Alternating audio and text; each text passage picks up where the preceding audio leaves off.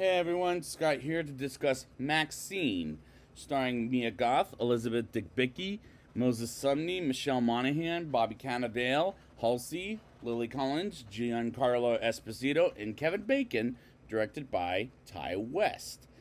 Now, I have heard rumors about what Mia Goth did to one of the actors, or should I say, the background actress, as she kicked one and threatened him to not call her out on it until he decided to call her out, as well as director Ty West and the studio A24 for abusing him on set, like the way they were. But will this movie affect the way how I enjoy the movie? Honestly, not really, but this is what I've heard. But we'll see. I have seen the movie twice, and I remember the first time I saw it was a packed theater, and people were having a good time with it, as was people on my second viewing. And we'll see how this goes. Let's get into this movie. We start with the young MaXXXine auditioning for a church singing group in the year 1959, as we move on to Hollywood in the new year 1985, as Maxine Minx, returned by Mia Goth, reprising the role from X, as she's an actress and wants to be famous, and she auditions for a film that with a director named Elizabeth Bender, played by Elizabeth Debicki, and she tears up and she's led to believe she fucking nailed it. And Mia Goth is great in the role as Maxine in this series, more than Pearl in my opinion, while the Night Stalker is killing people off all over Los Angeles. And she drives her car to the landing strip to visit another set of a porn film.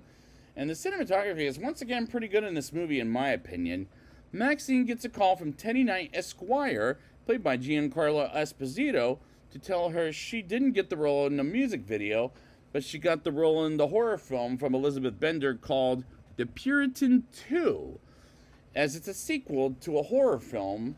And before she hangs out with her friend Tabby Martin, played by Halsey, she stops by her neighborhood video store to see Clerk Leon, played by Moses Sumney, and tells him she fucking got the part and she wanted in the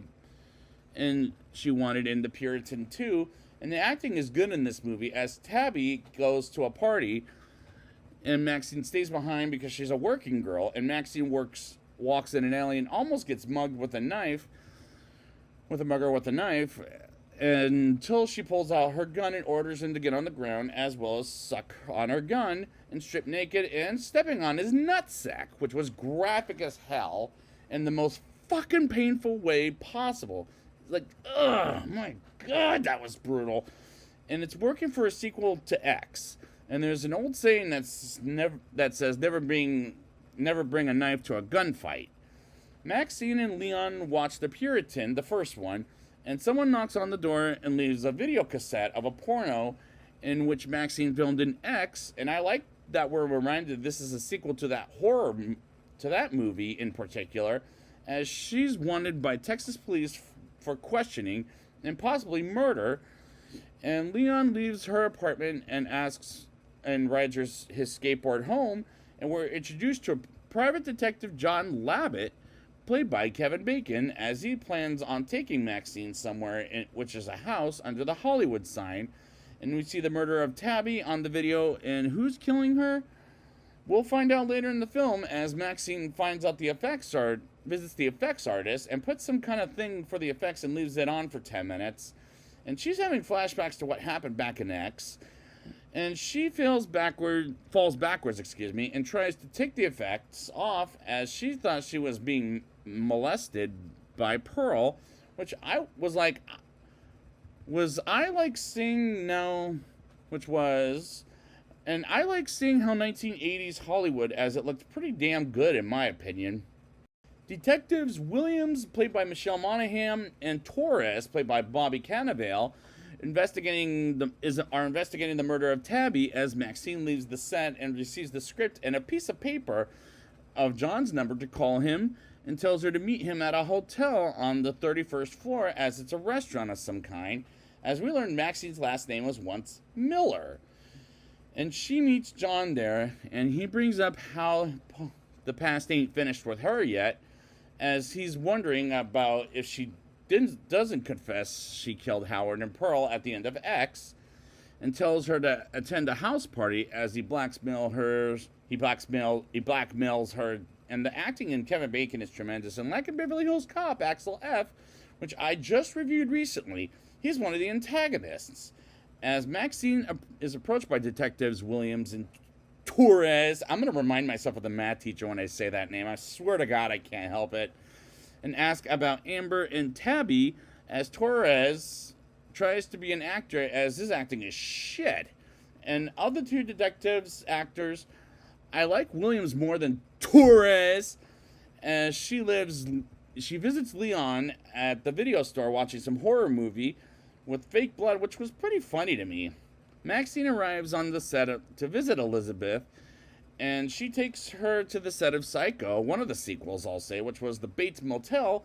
And I really like revisiting the Bates Motel after reviewing Psycho, God knows how many years ago, because I can't remember. While Elizabeth says the producers don't want Maxine in her picture, as Elizabeth loved the audition for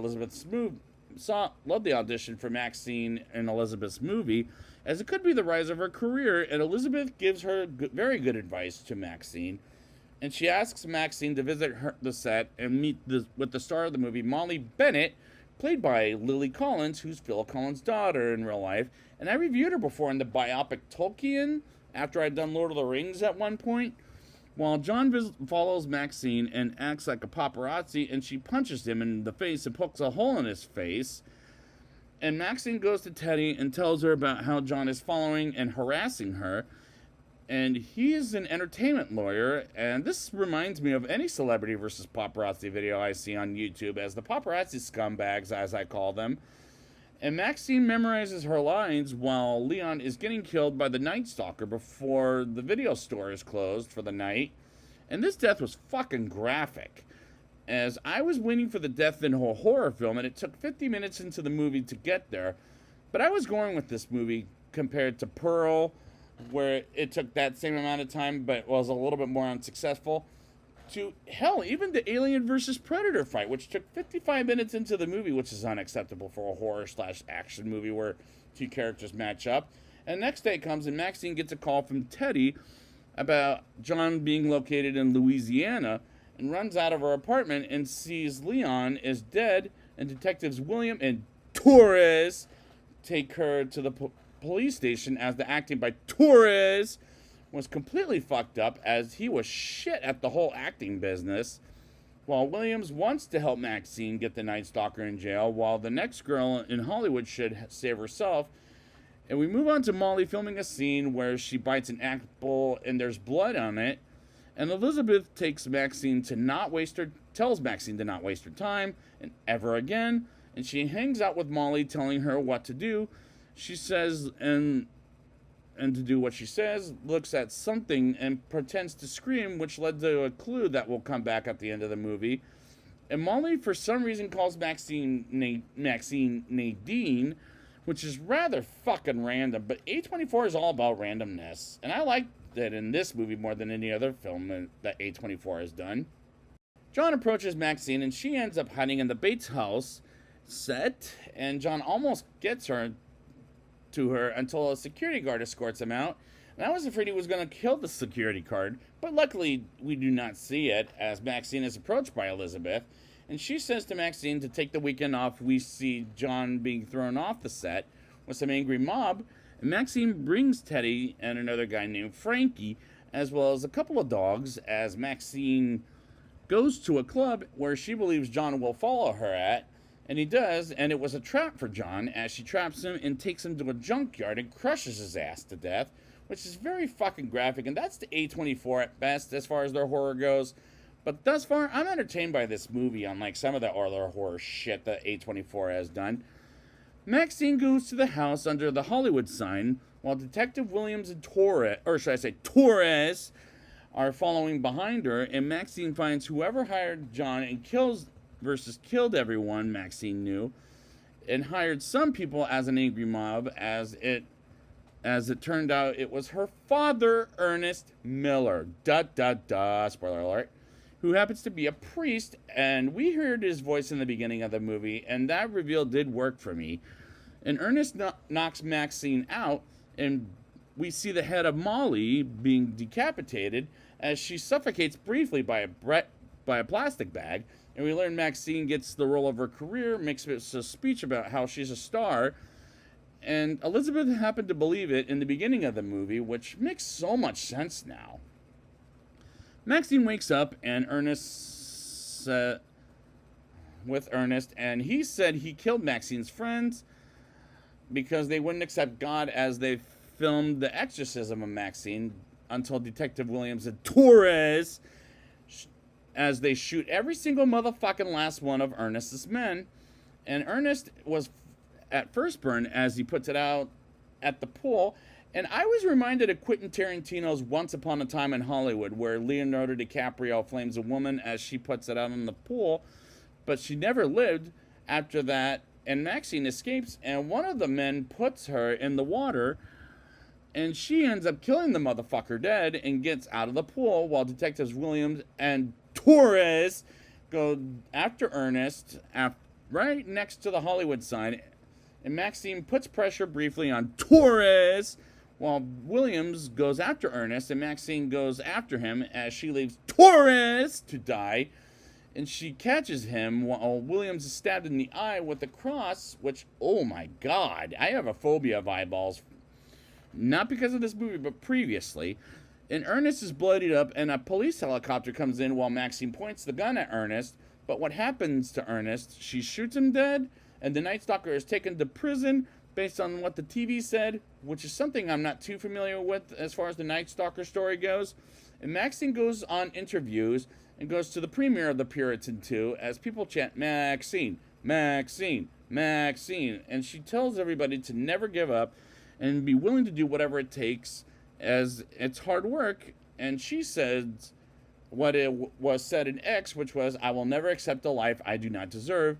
And 1 month later, MaXXXine starts a new project with Elizabeth, and they take a time to remind her Molly, or to remember Molly, excuse me, and they get to credits and go through a long shot on helicopter shot with the Hollywood sign that says MaXXXine with 3 X's there. And the climax is graphic, sure, but at the end of the day, I was entertained from start to finish. Now it's time for my rating. I'll give this movie a 7.3 out of 10. Not quite as good as X, but I like this as a horror film set in Hollywood. And Mia Goth is great in this role as MaXXXine Minx. I wouldn't say Oscar-worthy, despite I'm still not a fan of hers in general. And the cinematography is pretty good in this movie, in my opinion. The acting is good in this movie, but not just Mia Goth, but the other actors are great in this movie. And there were times this was random, as that's A24 at best. But what this is something A24 doesn't usually do best, was entertain me, as this movie did for an A24 movie. And it's completely fucking graphic for damn sure. And I was entertained by the concept of 1980s Hollywood, as it pulled me into theaters for that reason alone. And I was the newbie of this series, and as it turns out, it was exceptional. And it is a recommendation to see this movie, as I liked X, but I did not like Pearl. But I liked this one, but nearly not as much as X, in my opinion. But I recommend you guys check this out, as this was entertaining from start to finish. So I'd like to thank you guys for joining me for this X retrospective series.